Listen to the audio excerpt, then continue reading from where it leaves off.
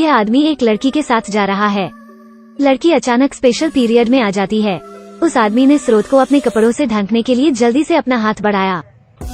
लड़की एक पल के लिए शर्मिंदा हो गई और आदमी घबराकर अपनी लार निगलता है। यह अजीब है था। वो अपनी खूनी उंगली भी अपने मुंह में डालता है और उसे चाटता है। फिर लड़की से कहता है कि उसे विशेष रूप से ताज़ा खून की गंध पसंद है। उसका एक विशेष पसंदीदा स्वाद होता है। असल में वो इंसान नहीं है, वो एक दैत्य है जो लड़कियों का शिकार करने में माहिर है। एक रोमांचक शिकार खेल शुरू होने वाला है और फिल्म शुरू होती है। लिबर्टी वेल्स गर्मी की छुट्टी के लिए अपनी माँ के साथ अपने गृहनगर वापस जा रही है। जैसे ही दोनों गंतव्य पर पहुँचे, वो देखते हैं कि पेट की मांसपेशियों वाला एक आदमी धीरे धीरे उनकी ओर आ रहा है। यह बेजोड़ चेहरा और मजबूत मांसपेशियां एकदम अच्छी हैं। एक पल में लिबर्टी वेल्स बहुत उत्साहित महसूस करती है। बातचीत से वो जानती है कि वो उसकी माँ के नए प्रेमी जॉन हैं। यह केवल लिप्पी को हैरान करता है कि एक आदर्श आदमी क्यों अधेड़ उम्र की महिला से प्यार करता है। लिप्पी, जो ईर्ष्यालु और हृदय विदारक है, तुरंत जॉन की उत्पत्ति पर सवाल उठाने लगती है। उसे पता चलता है कि वो एक वैज्ञानिक है। वो आसपास के जलीय जानवरों पर शोध कर रहा है।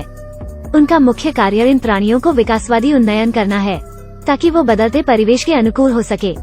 माँ और बेटी दोनों बहुत गंभीरता से नहीं सुनते। जरा उसके मजबूत शरीर को ध्यान से देखिए। बाद में उस रात लिब्बी रसोई में जाती है और वो जोर से यौन कराह सुनती है। वो देखने जाती है। जॉन अचानक कमरे से बाहर आता है। सौभाग्य से लिप्पी की आंखें तेज हैं और उसके पैर भी तेज हैं और वो पल भर में बिस्तर पर चली जाती है। ग्रामीण इलाकों में खाली समय अनिवार्य रूप से थोड़ा उबाऊ होता है। लिप्पी समय बिताने के लिए कुछ पत्थर इकट्ठा करती है। इस समय एक छोटा सेंटीपीड सीधे उसके हाथ को काटता है। जॉन उसके छोटे से हाथ को सावधानी से देखने में मदद करता है। अल्पकालिक अंतरंग स्पर्श लिप्पी को प्यार का एहसास कराता है, लेकिन जल्द ही वो इस बुरे विचार को दूर कर देती है क्योंकि उसकी माँ जॉन से शादी करने जा रही है। वो चाहती है कि लिप्पी अपनी असली उम्र छिपाने में मदद करे। वो 45 साल की है, लेकिन उसने जॉन को बताया कि वो केवल 33 साल की है। लेकिन लिप्पी अभी भी अपनी माँ के लिए खुश है। लिप्पी अक्सर जॉन को अंधेरे में चुपके से देखती है, लेकिन यह आदमी बहुत अजीब व्यवहार करता है।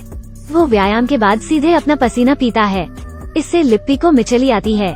जिज्ञासा के कारण लिप्पी जॉन के स्टूडियो में जाती है। हाल ही में वो आदमी लैम्प्रेस पर पड़ रहा था। कहा जाता है कि यह जीव 360 मिलियन वर्षों से जीवित है। वो प्रजातियों में से एकमात्र हैं जो ताजे और खारे पानी में रह सकता है।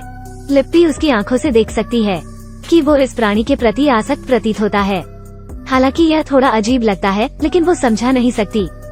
समय बीत रहा है और वहाँ अधिक से अधिक अजीब चीजें हैं। जब लिप्पी और जॉन एक दिन नदी के किनारे नौकायन कर रहे हैं, उसे अचानक मासिक धर्म हो जाता है। जॉन जल्दी से कपड़े का उपयोग करता है उसे मदद करने के लिए। पल भर में दोनों एक अजीब दृश्य में पड़ जाते हैं। फिर कुछ अजीब होता है। जॉन अपना खूनी हाथ सीधे उसके मुंह में डालता है। खून की गंध उसे थोड़ा उत्तेजित महसूस कराती है। लिप्पी ने यह भी नोटिस किया कि यह आदमी सही नहीं है। रात को खिड़की के बाहर एक अजीब सी लाल बत्ती अचानक जल उठती है। लिप्पी जांच करने के लिए खिड़की की ओर बढ़ती है। वो जॉन को अकेले लाल बत्ती की ओर चलते हुए देखती है। धीरे धीरे वो झील के अंत में गायब हो जाता है। भयभीत लिप्पी तुरंत पता लगाने के लिए आती है, लेकिन वो उम्मीद नहीं कर सकती कि जॉन अचानक उसके पीछे आ जाता है। वो यह भी कहता है कि लिप्पी को मतिभ्रम हुआ है।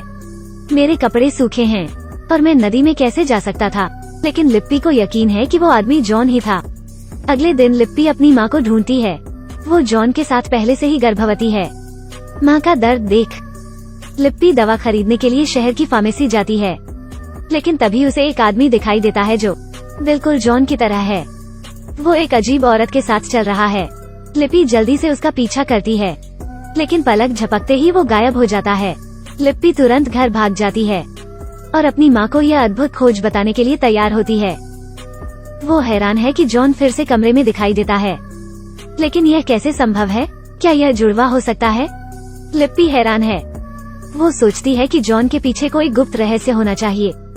अंत में लिप्पी अपनी माँ को जॉन की अजीब गतिविधियों के बारे में बताती है, लेकिन जब वो प्यार में होती है तो माँ उसकी बात नहीं सुनती। वो सोचती है कि लिप्पी जानबूझकर तथ्यों को बढ़ा चढ़ाकर पेश कर रही है।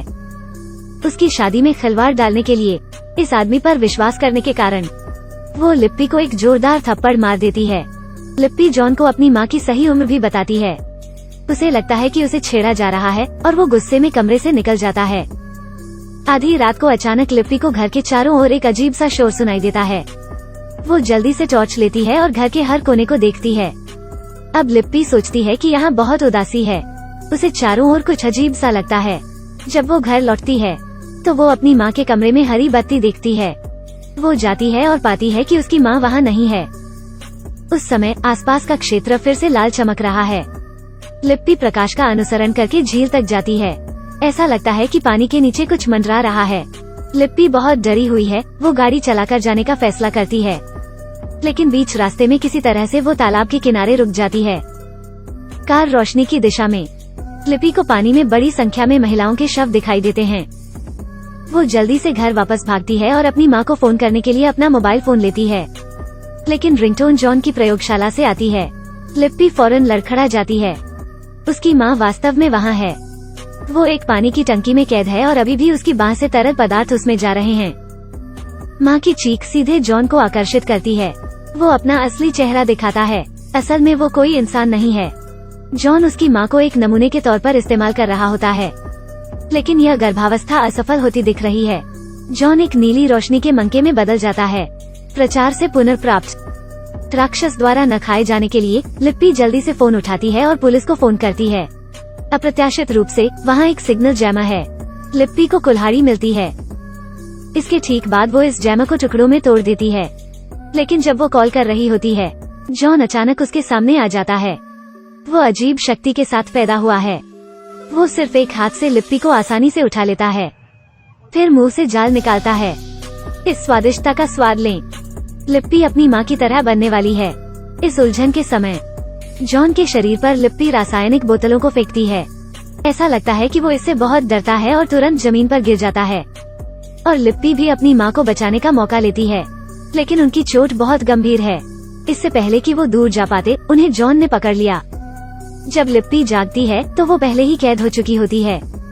और फिर जॉन प्रकट होता है। उसने एक मुक्के से दीवार तोड़ दी, जिसके अंदर हैं परजीवी लड़कियां। दरअसल जॉन जैसे कई ह्यूमनॉइड मॉन्स्टर हैं। वो सभी एक जैसे हैं, मेजबान खोजने के लिए हर जगह लड़कियों का शिकार। फिर उनमें से एक लिप्पी के मुंह में एक नीली रोशनी का मंका देता है। जब वो फिर से उठती है तो उसे एक सीलबंद जगह में बंद कर दिया गया है। शर्ली भी अपनी माँ की तरह बनने वाली हैं। उनके लिए नया जीवन पैदा करने वाली है। एक बहुत अच्छी साइंस फिक्शन सस्पेंस फिल्म। मुख्य लीड विदेशी प्रजातियां और मीठे पानी के जीव हैं। वो चाहते हैं कि उनकी जाति विकसित हो और वो खारे पानी में लैम्प्रे की तरह रह सकते हैं, तो वो समुद्र में जा सकते हैं। तो इन राक्षसों को मानव समाज में घुसने की जरूरत है, प्रजनन के लिए मादा खोजने के लिए। माँ को प्रेग्नेंट करने के लिए नीला एसेंस खिलते हैं ताकि उनके जीन में सुधार किया जा सके। लिप्पी की माँ उसकी उम्र के बारे में झूठ बोलती है, इसलिए वो जन्म देने में विफल होती है। इस फिल्म का आइडिया बहुत ही नया है। इसमें कई तत्व शामिल हैं। फिल्म मुझे एक सच भी बताती है। तैराकी के लिए कच्छा पहनने वाले मजबूत पुरुष बहुत खतरनाक होते हैं और उनसे दूर रहना चाहिए। मैं काये हूँ, हर दिन एक रोमांचक फिल्म। लाइक करना है याद रखें, मुझे फॉलो भी करें।